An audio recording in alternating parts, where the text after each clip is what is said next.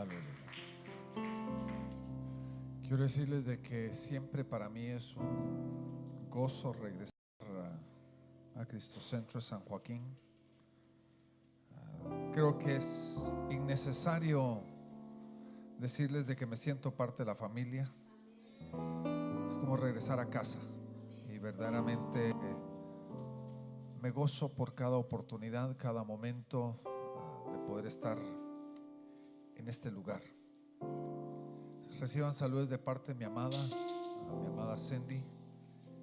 Ella está en Houston, ahorita está participando de un congreso profético y les envía abrazos, besos, saludos también de parte de todo el resto de la familia y los bendicen en el nombre del Señor. Quiero lanzarme de una vez al mensaje para que no perdamos el tiempo. Quiero invitarlos a que abran sus Biblias en el libro de Marcos, capítulo número 4. Y quiero comenzar en el versículo número 26, Marcos 4, 26.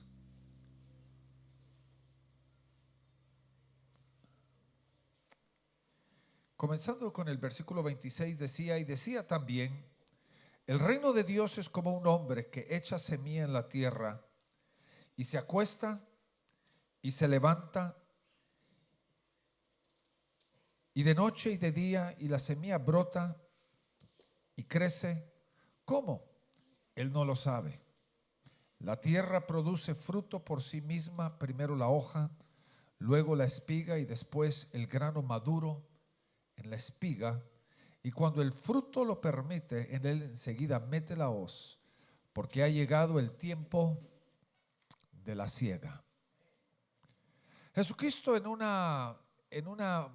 solo mensaje, si lo podemos llamar de esa forma, en una sola oportunidad, Él dio varias parábolas.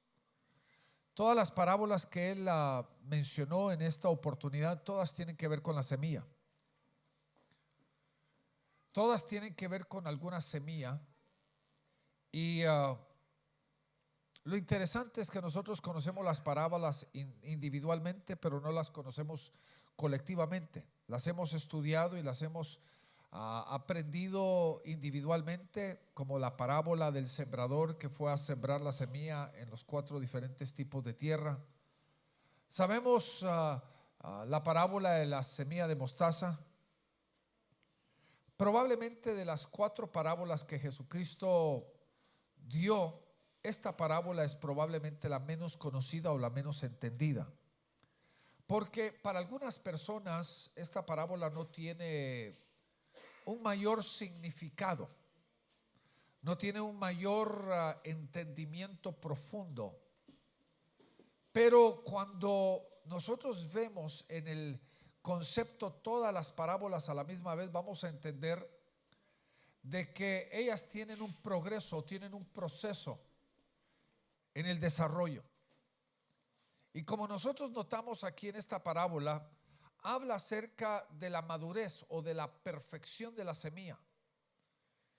Cómo la semilla llega a su estado de perfección, llega a su estado de madurez. Lo que me parece muy interesante también es de que las primeras parábolas, realmente el significado de la semilla es la palabra de Dios. Entendemos que el sembrador fue sembrando ¿qué? La semilla. Y esa semilla es ¿qué? La palabra de Dios. Pero en estas últimas 2 parábolas, en la parábola de la semilla y la parábola de la semilla de mostaza, ambas parábolas, la semilla deja de ser la palabra de Dios y se vuelve nosotros. Porque algo produce la palabra de Dios, algo produce lo que Dios está haciendo dentro de nosotros, que transforma lo que nosotros somos. Ahora ya no somos simplemente receptores de la palabra, sino ahora somos la palabra que Dios quiere sembrar. Ahora somos la palabra que Dios quiere establecer. Pero tiene un propósito, el de poder llegar a la perfección, a la madurez. Ahora, lo que me parece fabuloso que mucha gente no lo puede comprender de esta parábola es el hecho de que el hombre, el ser humano, el ministro del Señor, el siervo del Señor es el que siembra la palabra, es el que siembra la semilla. Pero la semilla trae en sí misma un ADN, la semilla trae dentro de sí misma una capacidad, la semilla trae dentro de sí misma un potencial. Pero ese potencial no depende de lo que un hombre pueda hacer. Porque el sembrador que es un hombre o el sembrador que es un siervo del Señor es el que siembra la semilla, el que prepara la tierra, el que la puede podar, el que la puede fertilizar, el que la riega. Pero hay algo que el siervo de Dios no tiene la capacidad de hacer. Y aquí lo vemos nosotros en esta parábola. El siervo de Dios no tiene el poder o la capacidad de poder producir vida. Porque la semilla en su ADN, cuando se siembra, tiene la capacidad de poder, vamos a decir, nacer, vivir. Y eso no depende del sembrador. Y en la capacidad que Dios le da, Dios es el que da el crecimiento. ¿Sí o no? ¿No les parece a ustedes muy parecido un pasaje acerca de esto donde dice: yo sembré, Apolo regó, pero qué? Pero el crecimiento lo da ¿quién? Señor. Y en realidad, cuando nosotros vemos esta parábola, tenemos que entender de que Dios es el que produce el crecimiento, Dios es el que produce el fruto en nosotros. Dios pone dentro de cada uno de nosotros una capacidad para poder alcanzar el potencial que Él ha puesto dentro de cada uno de nuestras vidas. Ahora, si nos pudiéramos saltar al libro de Efesios capítulo 4, y muchos de nosotros conocemos el versículo 11 en adelante, donde Dios nos habla y nos instruye acerca del ministerio quíntuple dentro de la iglesia, que Él estableció: apóstoles, profetas, pastores, evangelistas y maestros. Él los estableció con un propósito, con un fin. Con un fin. Ahora note lo que dice el versículo número 13. Y aquí comienza el versículo número 13 con una palabra muy, muy importante. Porque muchas personas se cuestionan, muchas personas preguntan acerca de la relevancia o la veracidad del ministerio quíntuple. Muchos han cuestionado eso, y ustedes los mismos lo saben, porque hay diferentes, vamos a decir, cuestionamientos dentro del cuerpo de Cristo en cuanto a lo que podríamos decir algunos de los abusos que se podrían haber dado dentro del ministerio, que para algunas personas descalifican el concepto del ministerio. Pero la palabra aquí en el versículo 13 comienza con la palabra hasta. ¿Y esa palabra hasta qué significa? Es una palabra que determina la veracidad, pero también determina la temporalidad. La veracidad y la temporalidad, porque dice: hasta que no se cumpla lo que se va a declarar en el resto de este versículo, nosotros no podemos negar, ni cancelar, ni ignorar la veracidad del ministerio quíntuple. Hasta que ¿qué?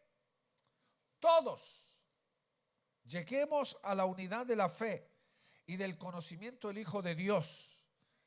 Hasta que toda la iglesia llegue a cierta unidad. La unidad del conocimiento del Hijo de Dios. Pero no solamente a eso, sino que al varón perfecto. Al varón perfecto. Al hombre maduro. Al hombre formado. Y después dice: a la medida de la estatura de la plenitud de Cristo. Ahora, quiero que usted note algo tan sencillo y a la misma vez tan lógico, pero nosotros muchas veces lo ignoramos. Y esto es lo que yo quiero que usted entienda el día de hoy. es de que este versículo nos da a entender de que la vida cristiana y la madurez del cristiano es un proceso. Porque está diciendo hasta que lleguemos, hasta que lleguemos a la unidad de la fe, a la unidad del conocimiento del Hijo de Dios, hasta que lleguemos a ser ¿qué? El varón perfecto, a la perfección. Ahora, ¿por qué es relevante esto, mi querido hermano y hermana? Porque creo de que la iglesia de Jesucristo, la iglesia actual, se ha conformado sencillamente y solamente con el ser salvos. Se han contentado con ese pensamiento. Han llegado al punto de decir, bueno, ya soy salvo, ¿qué más? No hay necesidad de más, porque de todos modos es todo lo que yo necesito para poder entrar a la eternidad. Y lo que yo digo muchas veces es de que hemos predicado más un evangelio escapista que verdaderamente un evangelio conforme al reino de Dios. Porque lo que se está predicando en muchos mensajes es, si usted recibe a Jesucristo, usted se va a escapar de la condenación eterna. Y entonces ya no es una búsqueda de una relación con Dios, sino es una búsqueda de escapar de la condenación. Y la gente cuando tiene ese pensamiento dice, bueno, como algunos, ¿verdad? De algunos, yo sé que ninguno de los adultos aquí tuvo ese problema, pero yo sé que todos los jovencitos aquí sí tienen ese problema, que entran al examen, sea cualquier examen, sea mensual, trimestral, semanal, semestral o final. Entran al examen con el pensamiento, miren, mientras que solamente pase el examen raspadito, estoy contento.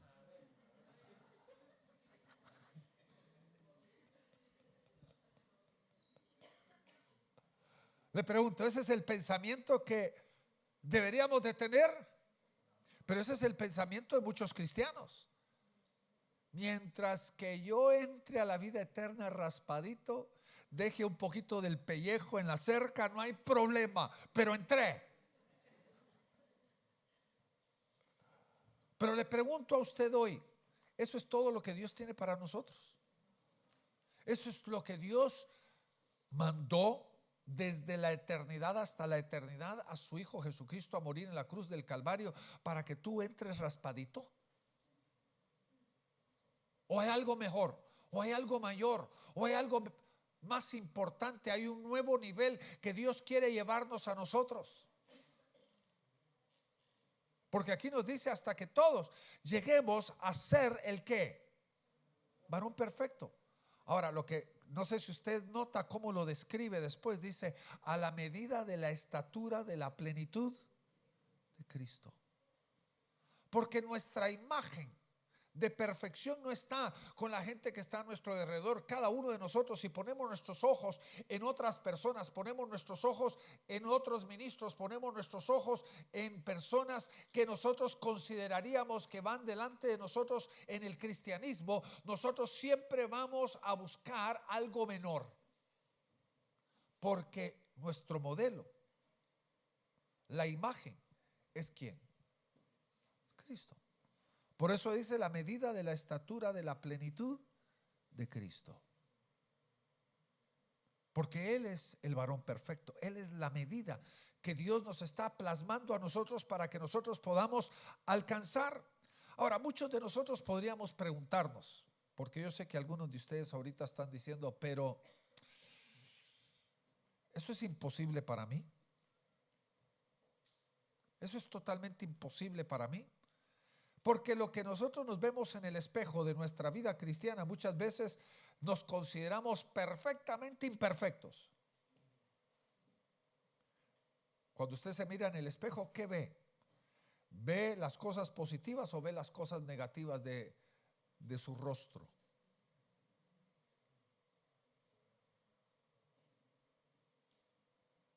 ¿Qué es lo que nosotros vemos a veces de nuestra vida cristiana? Muchos de nosotros nos enfocamos en lo negativo y no es necesariamente lo que Dios está queriendo que nosotros nos enfoquemos, sino quiere que nosotros nos enfoquemos en lo que Dios ya ha hecho en nuestra vida y todavía hay un camino por recorrer.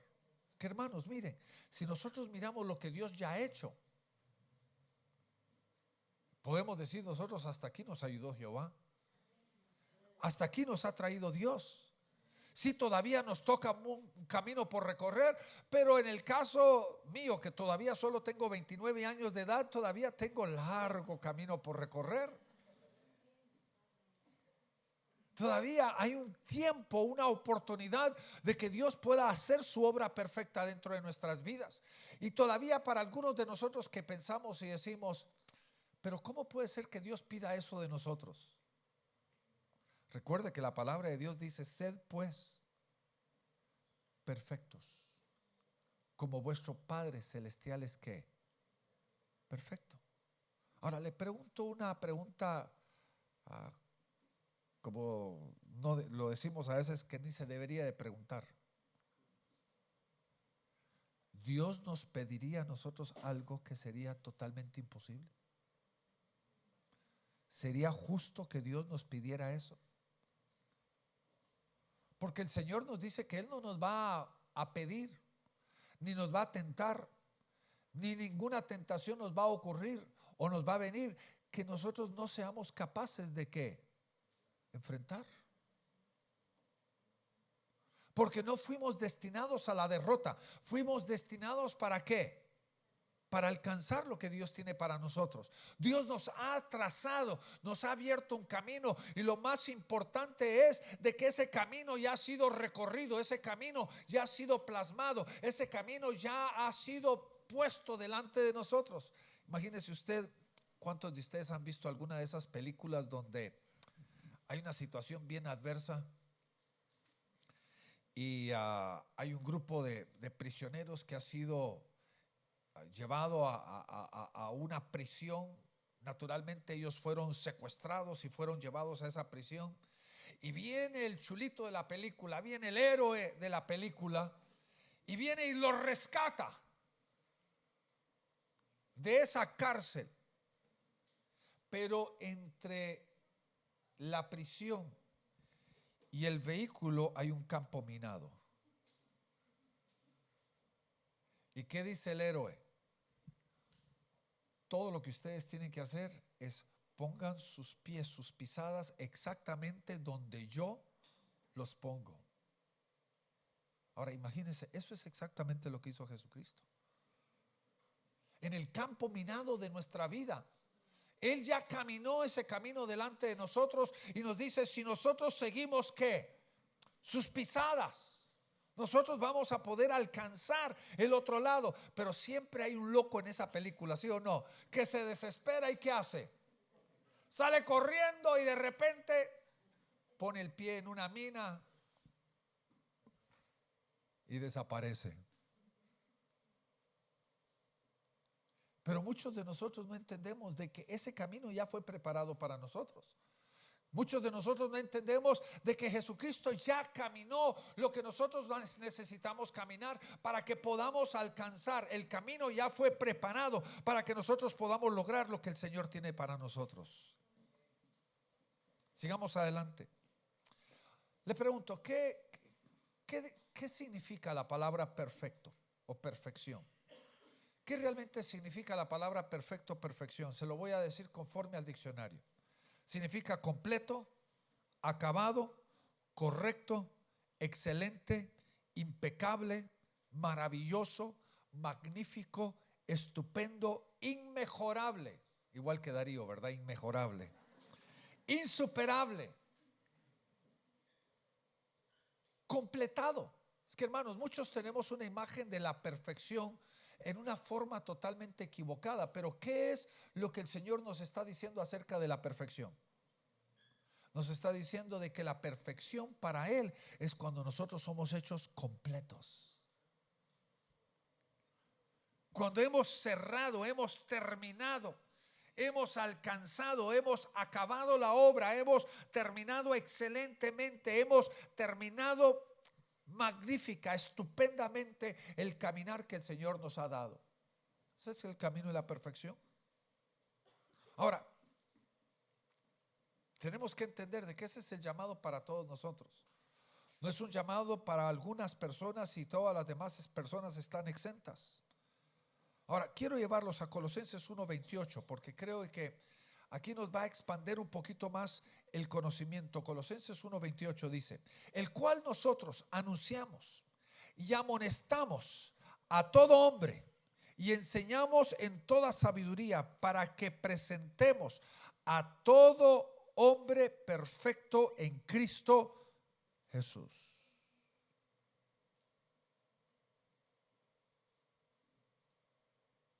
¿Qué es lo que Dios nos está diciendo? ¿Podemos nosotros llegar a ser perfectos? Sí.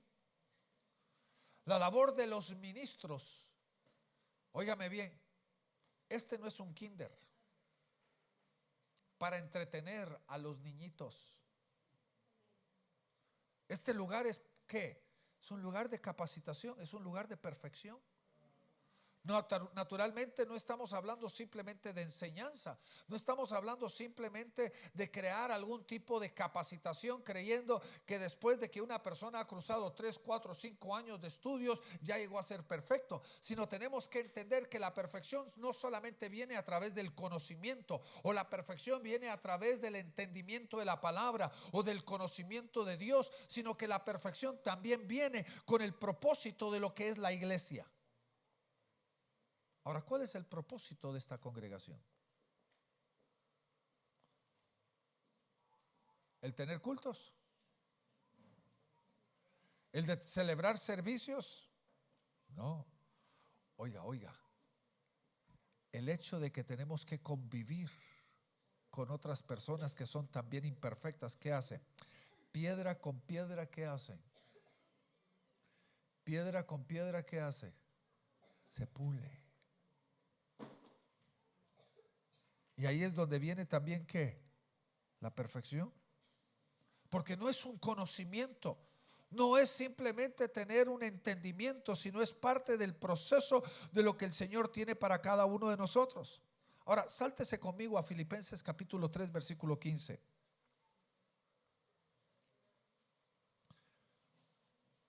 Y le va a parecer sumamente interesante esto y le va a dar a usted un increíble alivio.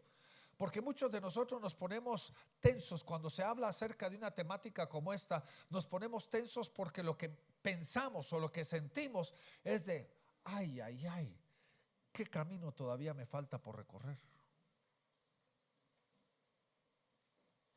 Han habido veces cuando yo he tenido que viajar a lugares literalmente difíciles, inhóspitos.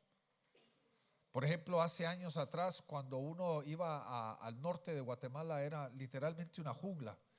Y aunque solo son 470 kilómetros al destino, tomaba 20 horas. 20 horas. Y cuando uno ya estaba por ahí por la hora 10, 12, uno decía, ¿cuándo va a terminar este camino? Uno ya tengo ganas de matarme. Porque no terminaba el camino. Era una cosa horrible. Y entonces uno dice casi lo mismo. Pero ¿qué dice aquí Filipenses 3, versículo 15? Note lo que dice aquí. Así que todos los que somos perfectos, esto mismo sintamos. Y si otra cosa sentís, esto también os lo revelará Dios. Ahora, el pensamiento o la propuesta esta noche es esto. Le pregunto, ¿puede haber alguna persona que en la etapa en la cual está ha alcanzado perfección?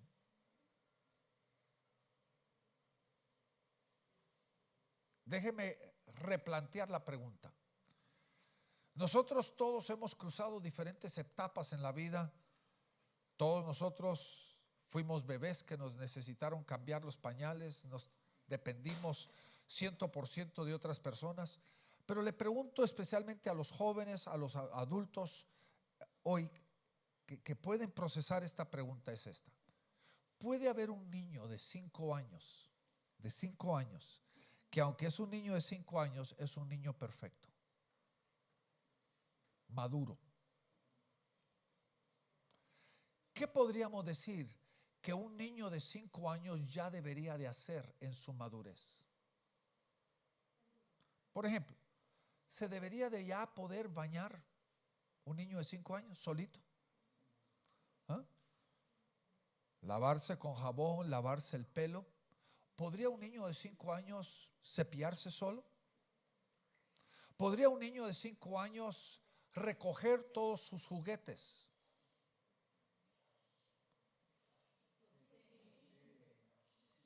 ¿Sería demasiado pedir de un niño de 5 años eso?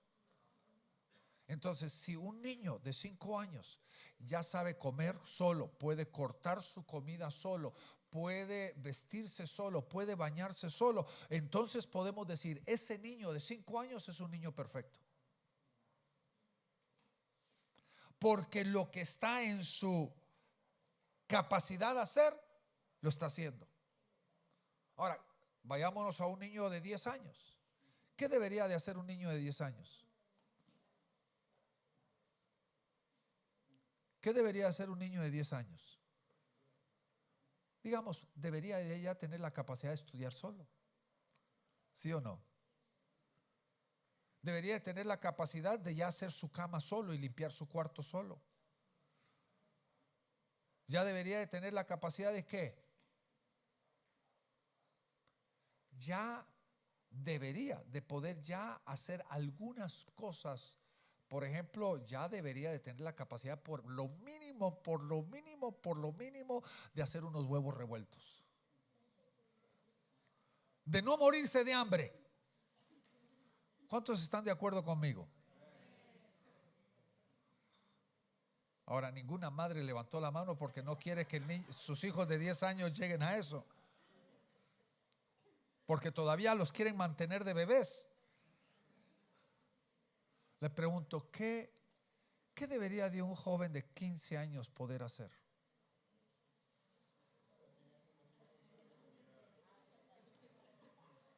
Los estoy dejando de que puedan comentar, porque yo creo que es importante que entienda el principio.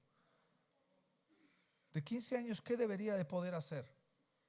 Para mí, un joven de 15 años ya debería tener la capacidad de lavar su ropa solo. No estoy diciendo que lo haría todo el tiempo, pero debería de tener ¿qué? La capacidad. Pero ¿qué pasa? Ay, mamitas, que ya tiene hijos de 25 años, el niño se está bañando y todavía le lava, le prepara la ropa, se la pone planchada en la cama. Ahora, ¿qué significa la perfección conforme a lo que el Señor nos está enseñando? Oiga bien, este es el principio. Que en la etapa en donde estamos ya, podemos nosotros alcanzar perfección. No significa que nosotros ya seamos totalmente perfectos, pero en la etapa donde estamos nosotros podemos decir, ya hemos nosotros alcanzado un nivel de madurez, un nivel de perfección. ¿Está entendiendo el concepto que le estoy presentando? Es que muchas veces nosotros miramos todo o nada. Si no es todo, entonces es nada. Cuando en realidad la vida cristiana no es un asunto de todo y nada, sino el asunto de que nosotros, cada uno de nosotros podamos caminar y entender que en la etapa en la cual yo me encuentro, yo puedo alcanzar en esa etapa perfección. Porque el Señor no solo ha puesto ciertas demandas en mi vida, sino también ha puesto ciertos potenciales dentro de mi vida. Y cuando vivo esas dos cosas, puedo vivir al potencial que Él ha puesto dentro de mi vida. Ya puedo alcanzar a cumplir con aquellas demandas que Él ha puesto dentro de mi vida. Entonces el nivel en el cual estoy es un nivel de perfección. Ahora, no debemos de poner nuestra mirada en el final del camino. Debemos de poner nuestra mirada ¿en dónde? En esa próxima etapa, el poder alcanzar en esa etapa. Por eso Pablo nos habla aquí, nos dice, todos los que sois ¿qué? Perfectos, esto mismo sentid, y si otra cosa sentís, esto también os lo revelará Dios. Porque Dios tiene que revelarnos algo, hermanos. Y esto es lo que yo quiero que usted entienda. No todos somos iguales para Dios. Muchos de nosotros creeríamos de que Dios es, con Dios todos somos como una familia, ¿verdad? Si le compra algo a uno, le tiene que comprar lo mismo a todos. Dios no hace las cosas así. Él mira la necesidad, Él mira el lugar, Él mira la situación que cada uno de nosotros tenemos en nuestra propia vida, y Él nos pide, y Él se relaciona, y Él forma nuestra vida, y Él pone potencial dentro de nuestras vidas, y Él tiene expectativas individuales para cada uno de nosotros. Por eso, ¿qué nos dice aquí Filipenses 3:15? Si otra cosa sentís, esto os lo revelará Dios. Porque la revelación de Dios es la que nos va a dar a nosotros el entendimiento de qué es lo que Dios está pidiendo en nuestras vidas, qué es lo que Dios está queriendo para nosotros en lo individual. Él nos moldea su expectativa para cada uno de nosotros conforme a lo que cada uno de nosotros podemos. Ahora regresemos 3 versículos al versículo número 12. Este versículo lo conocemos tan abundantemente porque es uno de los versículos más populares de Pablo. Dice: no que lo haya ya alcanzado, ni que ya sea que perfecto, sino que prosigo por ver si alcanzo aquello por lo cual fui también alcanzado de Cristo Jesús. ¿Se recuerda lo que dije hace unos minutitos? Pablo mismo reconoce de que Cristo ya caminó un camino delante de nosotros, y ahora me toca a mí caminar ese camino, me toca a mí trascender en ese camino, tomar pasos firmes delante de mí en imagen, en semejanza a lo que Jesucristo ha hecho delante de mí. Caminar delante de Él.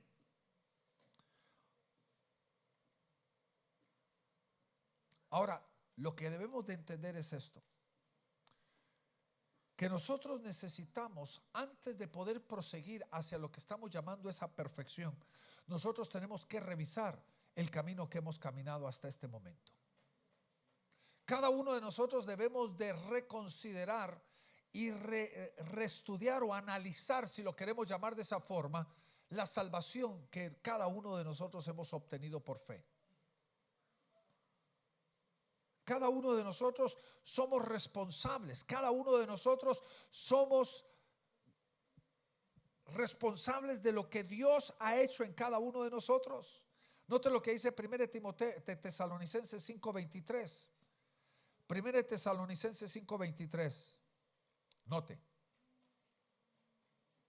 y que el mismo Dios de paz os santifique, ¿qué? Por completo.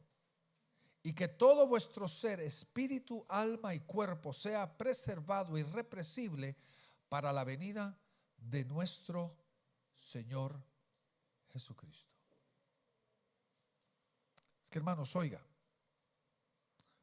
muchos de nosotros, en el afán de recibir el don de salvación, o el afán de poder hacer aceptable la salvación, nosotros muchas veces hemos cortado y hemos tomado atajos, hemos cortado el camino y tomado atajos en el proceso.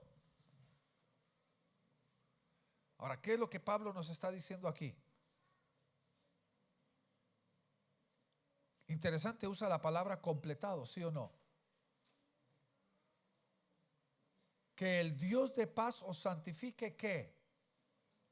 Por completo. Porque lo que tú y yo debemos de comprender, y esto tiene que ser un elemento de hoy, esto tiene que ser un elemento de nuestra vida presente. Nosotros tenemos que entender, cada uno de nosotros estamos en un proceso en el cual áreas de nuestra vida están tratadas por Dios, están siendo formadas por Dios. Hay cosas que Dios está completando dentro de nuestra vida. Porque el interés de Dios no es de que usted se salve para la eternidad, sino que usted verdaderamente sea transformado. Note la palabra aquí. Este versículo dice alma, cuerpo y espíritu. Dios le interesa ¿qué? Todas las áreas de nuestra vida. Es que hermanos, entienda esto. ¿De qué sirve lo que nosotros predicamos acerca de la resurrección si a Dios no le interesaría el cuerpo?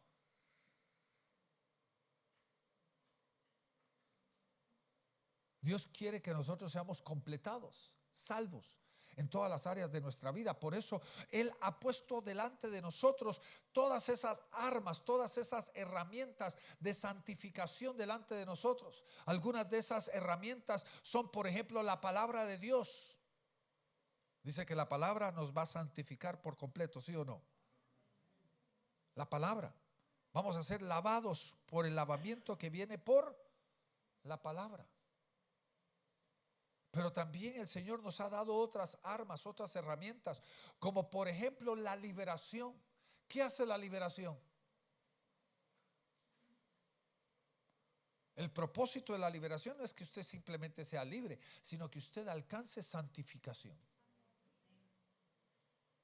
Que seamos purificados en nuestro hombre interior, que nosotros seamos hechos limpios en nuestra alma, en nuestra mente, en nuestro sentimiento, en nuestra voluntad y en nuestro cuerpo, que seamos hechos limpios. Cada área de nuestra vida tiene que verdaderamente tener un encuentro con el Salvador. Hoy, si tú en el pasado hiciste un acto de salvación y recibiste a Jesucristo como tu seguro salvador y lo hiciste con todo tu corazón, instantáneamente tu espíritu fue transformado. Ahora toma el reto de transformar tu alma, tu mente, tus emociones, tu voluntad, tu personalidad. Ahora hay un reto de transformar todo tu cuerpo por completo, para que Dios pueda hacer una obra verdadera y completa dentro de tu ser. Es que hermanos, entiendan esto. Cuando nosotros recibimos a Jesucristo, recibimos y nos sometimos al señorío de Jesucristo, nuestro espíritu fue hecho perfecto. Ahora Él tiene que perfeccionar todas las demás áreas de nuestra vida. Él tiene que renovar nuestras emociones. Él tiene que transformar nuestra mente, renovando el espíritu de nuestra mente. Amén, hermanos. Tiene que cambiar, saciar, sanar nuestras emociones. Tiene que ordenar nuestra voluntad. Y tiene que empezar a poner orden dentro de nuestra personalidad. Porque la salvación es un proceso no en el pasado, sino en el presente progresivo. Dios está trayendo salvación todos los días de nuestra vida a nuestro ser completamente. Cada circunstancia que tú y yo enfrentamos no es una coincidencia. Cada situación adversa que enfrentamos no es una casualidad, sino Dios ha preparado un camino para que tú puedas ser formado, retado. Y hay algunas cosas que necesitan ser manifiestas dentro de ti para que tú puedas ese día alcanzar la meta que Dios se ha propuesto dentro de tu vida. Ahora la pregunta que quiero responder el resto del mensaje del día de hoy es: ¿cómo podríamos nosotros saber y cómo podemos nosotros alcanzar esa perfección en nuestra vida? ¿Cuáles son los obstáculos? ¿Cuáles son las metas? ¿Cuáles son los objetivos prácticos en nuestra vida que nosotros tenemos que alcanzar para poder alcanzar la perfección? Vaya conmigo al libro de Hebreos capítulo 5 versículo número 13. Hebreos 5:13.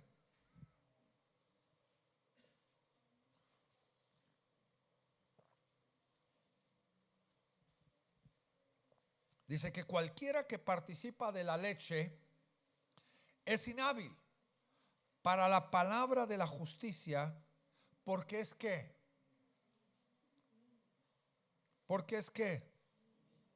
niño.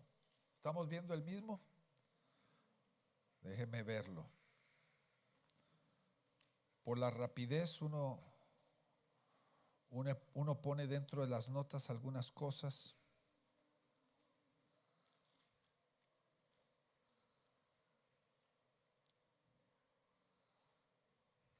Sí, es 5, Hebreos 5:13.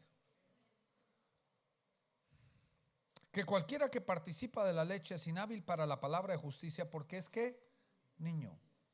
Y la palabra niño representa a una persona que es inmadura, imperfecta.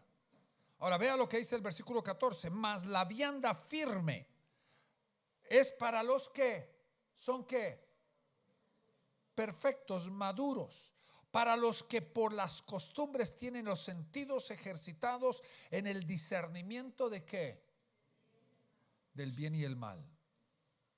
Quiero ser perfecto, ¿qué tengo que alcanzar a hacer?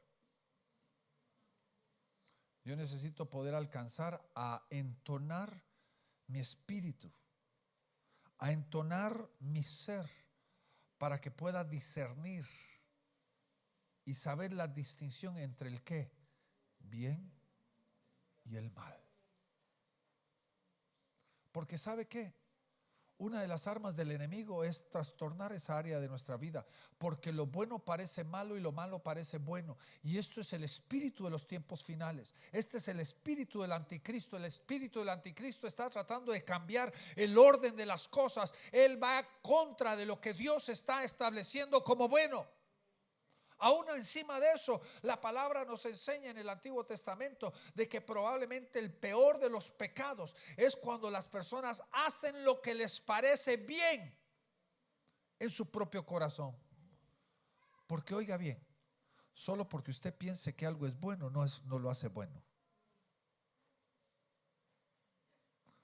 Solo porque usted piense que algo es bueno, no lo hace bueno.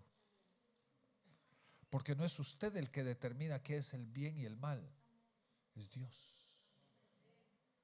Y cuando uno es maduro, cuando uno ha sido formado y perfeccionado, entonces la sensibilidad de nuestro corazón no es que Dios empiece a darnos a nosotros un listado para memorizarnos de 5,000 mandamientos que nosotros debemos de poder responder ante ellos, escribirlos perfectamente, sino que el Señor nos debe de guiar en cada momento, en cada caminar de nuestra vida, y de nuestro espíritu debe de tener la capacidad de discernir entre el bien y el mal. Ese es para los perfectos, porque nuestro espíritu, nuestros sentidos han sido ejercitados. Santiago 1:4. Santiago 1:4, ¿qué nos dice? Mas tenga la paciencia su obra perfecta, para que seáis que perfectos y cabales, sin que os falte cosa alguna. Ahora, ¿por qué no van conmigo al versículo número 2 para comenzar? Porque el versículo número 2 nos habla acerca de la tribulación, de la persecución que nosotros enfrentamos en nuestro diario vivir. Perdón. Y lo dice, ¿verdad? La persecución que tenemos que soportar. Y Dios nos enseña de que esa parte, el versículo 2, si me lo pudieran poner, por favor. Esa parte de nuestra vida es parte del proceso de Dios para nuestras propias vidas. Debemos de gozarnos cuando nos hallemos en diversas ¿qué? Pruebas. Porque son necesarias, versículo número 3, para nuestra propia vida. Ahora, ¿qué produce la prueba? Paciencia. Ahora note lo que dice ahora el versículo número 4 dentro de su contexto. Ahora tenga la paciencia su obra perfecta, para que seáis ¿qué? Perfectos y cabales, sin que os falte cosa alguna. ¿Cuántos se recuerdan? Tal vez, como lo dije tan rápido, no le pasó por alto, pero ¿cuál es la definición de la palabra perfección? Ahí está la palabra completo. ¿Qué nos dice aquí? Para que seáis perfectos y ¿qué? Completos, cabales, sin que os falte cosa alguna. Ahora, ¿qué nos lleva a la perfección? ¿Qué nos lleva a la perfección? Nos dice cuando aprendemos a ser pacientes con otros. Dígame, Esa es una gran cualidad que usted tiene.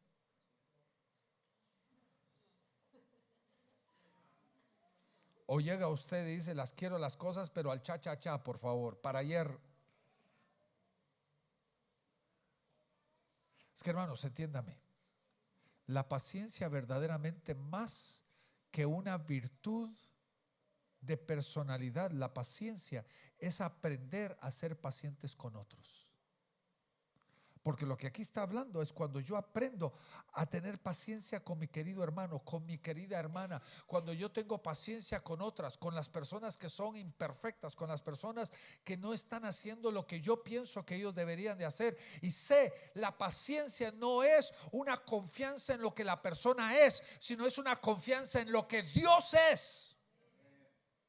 Cuando yo tengo paciencia, yo pongo mi mirada en Dios, porque sé de que el que ha comenzado la buena obra la perfeccionará. Y esto es muy importante para todos los miembros de familia, porque a veces queremos que los hijos cambien, queremos que los papás se ajusten, queremos que el cónyuge cambie. ¿Y qué necesitamos? Dejar de poner nuestra mirada en esa persona y poner nuestra mirada en quién. Ahora, oiga, aquí está la clave. Cuando yo pongo mi mirada en Dios y no en la persona que está a la par mía, yo soy el beneficiado, porque esa paciencia es lo que está haciendo. ¿Está qué? Obrando su perfecta obra en mí. No en otro, sino en mí.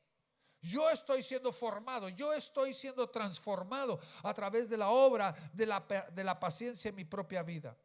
Saltémonos a Santiago, capítulo 3, versículo 2. Santiago 3, 2. ¿Qué dice aquí? Porque todos ofendemos en muchas cosas, pero si alguno no ofende en palabra, este es que varón perfecto, que también puede con freno gobernar todo el cuerpo. Si usted lee la analogía o la comparación en todo este pasaje, nos está diciendo de que la lengua es tal vez uno de los más pequeños órganos, pero el más difícil de controlar. Pero aquel que aprende a dominar su propia lengua ya ha aprendido a dominar todo su cuerpo. ¿Y cuál es el resultado de aprender a poner orden en nuestra palabra, en nuestra lengua? ¿Cuál es el resultado? ¿Qué nos dice? La perfección. Ahora, ¿por qué le estoy diciendo esto? No para que usted con cada versículo usted se achiquitee un poquito más, ¿verdad? Que se haga más pequeño cada vez porque diga, es que otro tache, otro en contra de mí, otro que no he cumplido. Óigame bien, lo que usted tiene que entender es de que con cada uno que usted encuentra que le falta, ¿qué tiene que hacer usted? Usted tiene que poner una meta en su vida y decir, yo tengo que alcanzar esa área de mi vida. Tengo que aprender a tomar control de mi lengua, porque, hermanos, hay cosas bien sencillas bíblicas. Por ejemplo, dice la Biblia que el que no abre la boca y se calla se va a sentar entre los sabios. Va a ser tomado entre los sabios, porque el necio, cuando abre la boca, va a mostrar su necedad. Entonces, ¿qué tenemos que hacer? Aprender a poner orden en nuestra forma de hablar. ¿No le parece a usted coincidencia que Dios le dio una sola boca y dos oídos a usted? ¿No le está dando a usted una indirecta ahí? ¿Qué es lo que nos está diciendo? Debemos de hacer doble de ¿qué? De escuchar de lo que hablamos.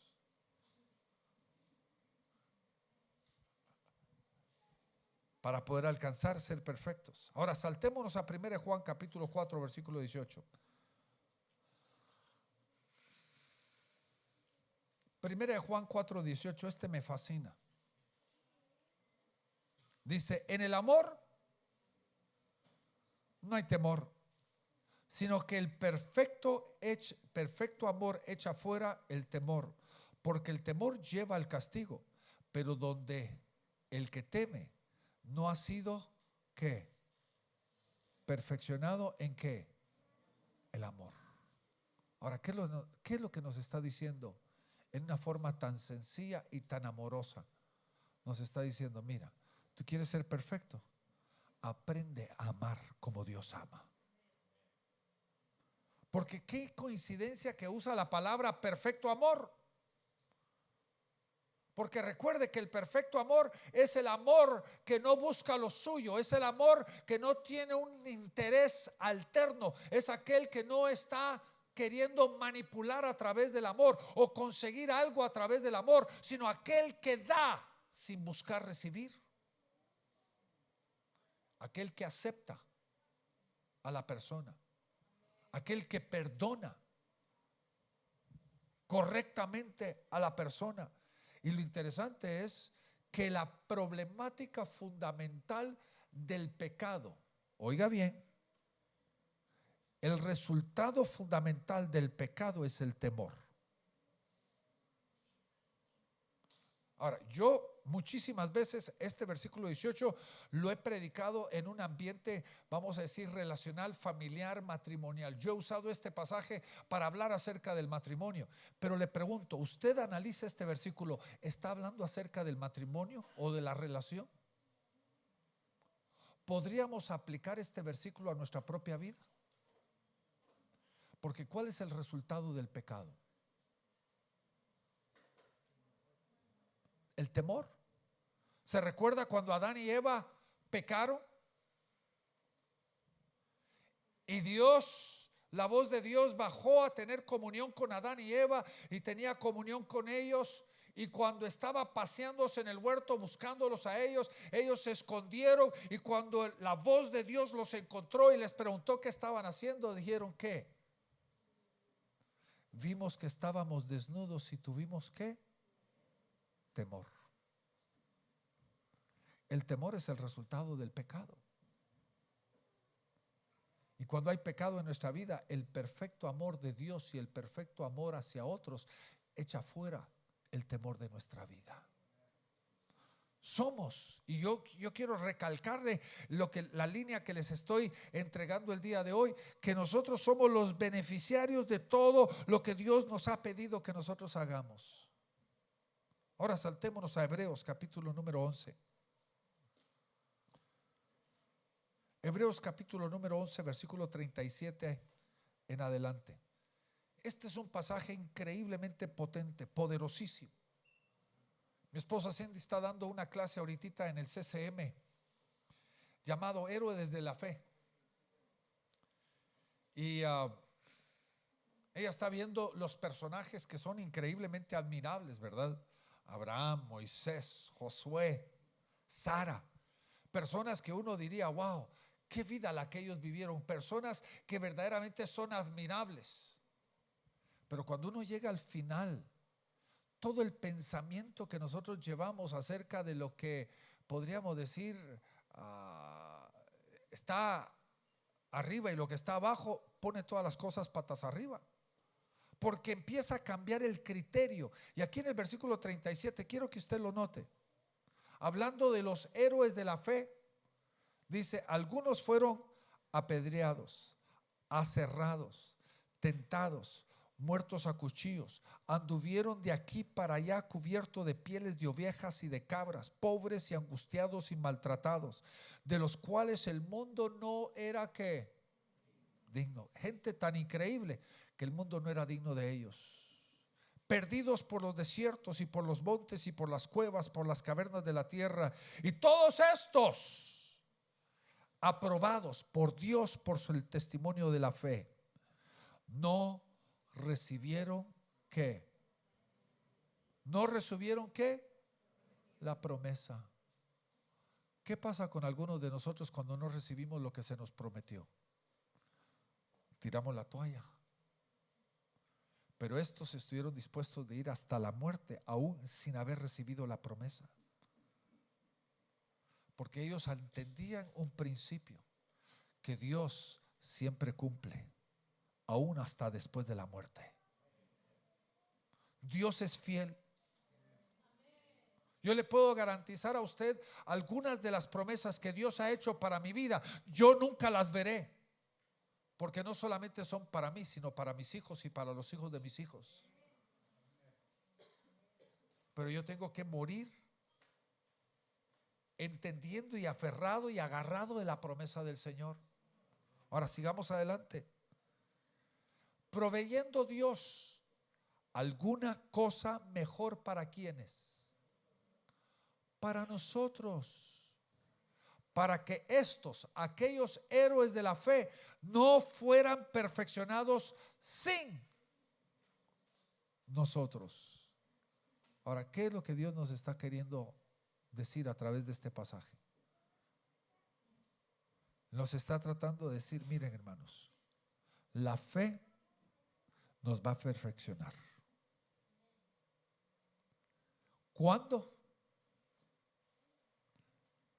Puede ser en esta vida o puede ser en la venidera, pero el que se aferra a la fe y camina agarrado de la fe va a ser perfeccionado.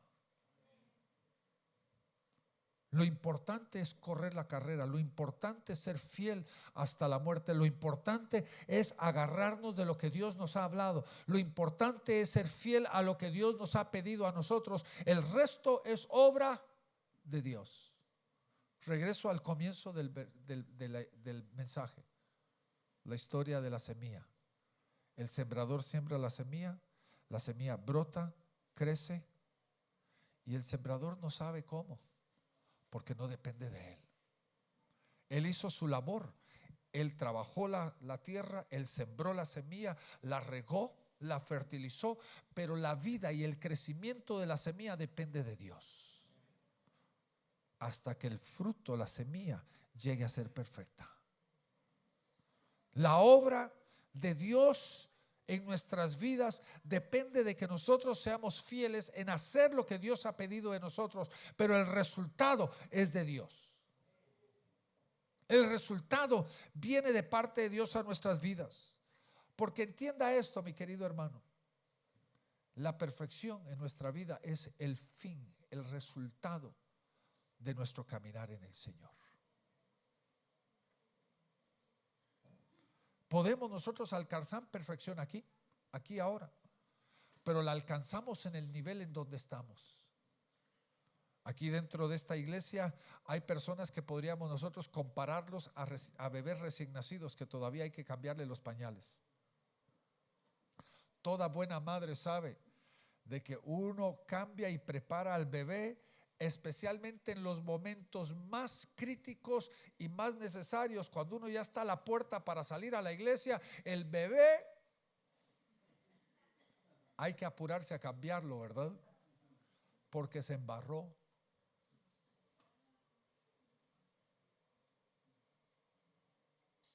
Hay bebés en el Señor aquí, pero también hay hijos de 5 años, hijos de 10 años, de 15 años, de 20 años, de 25 años. En donde tú estás, tú puedes alcanzar perfección. Todo lo que tienes que hacer es proseguir hacia adelante, como dijo Pablo. No pensando todavía lo que falta, sino confiando en el Señor, poniendo tu mirada en Dios y siendo fiel a cada una de las cosas que Dios pide de tu vida, para que cuando tú alcances la etapa, tú puedas ser encontrado fiel y alcances la perfección en el lugar en donde tú estás. Y termino con esto. 2 Timoteo capítulo 3 versículo 17. 2 Timoteo 3, 17.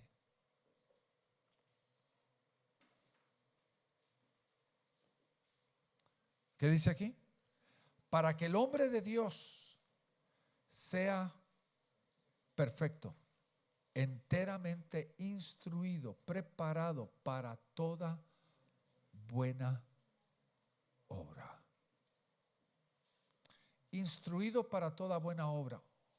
Óigame bien, no nos está diciendo que sabemos hacer la buena obra. Nos está diciendo que tu responsabilidad, el llamado de Dios es de que tú te instruyas para toda buena obra.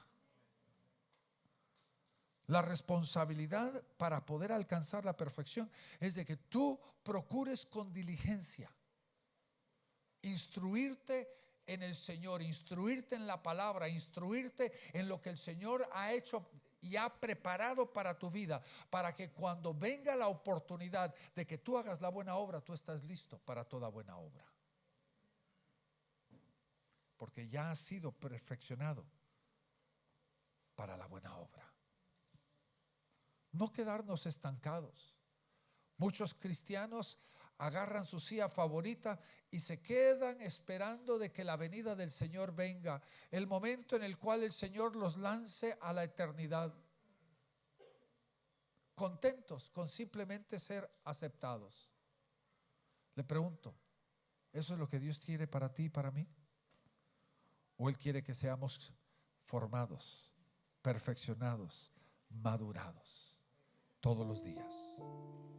¿Por qué no cerramos nuestros ojos por un momentito?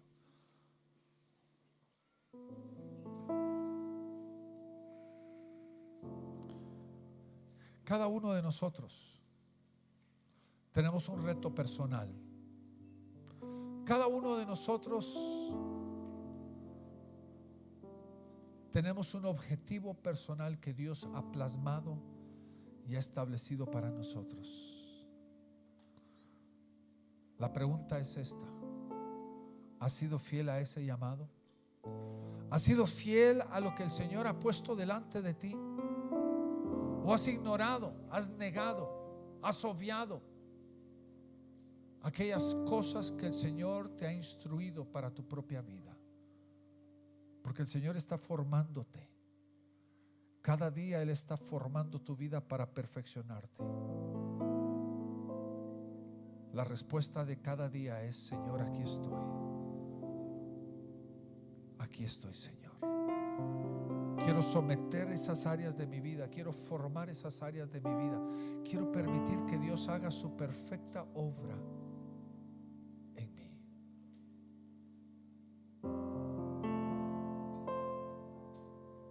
¿Por qué no permites que Dios hable a tu corazón el día de hoy? Ahí donde tú estás. Que el Señor pueda revelar su voluntad a tu corazón y tu mente, y que Él empiece a hacer su perfecta obra dentro de ti. Y permite que Él, que ha comenzado la buena obra, el que ha comenzado la buena obra,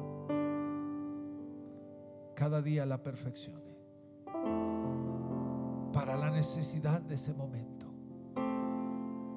Para que cuando el Señor te pese, cuando el Señor te pruebe, cuando el Señor juzgue tu caminar, pueda ser hallado perfecto. No que ya hayas alcanzado la meta, sino que todavía prosigues hacia la meta que el Señor ha puesto por delante.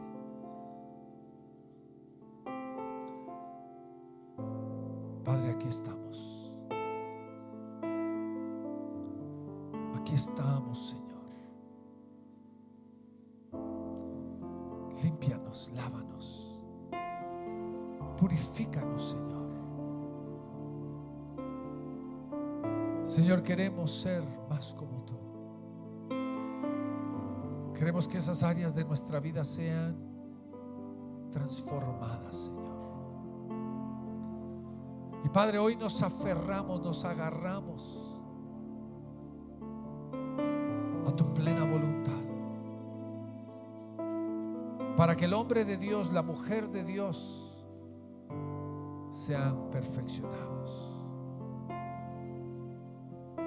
Si el Espíritu Santo te está hablando y quieres tú sencillamente entregarte al Señor ahí donde tú estás, que Él haga la obra que Él quiere hacer dentro de tu vida hoy, ¿por qué no te pones de pie y empiezas a adorar a Dios en este momento? Ahí donde tú estás. Jesucristo le dijo a la mujer samaritana: el Señor busca aquellos adoradores que le adoren en espíritu y en verdad. Ahí donde tú estás, adórale con tus palabras, con tu corazón, con todo tu ser.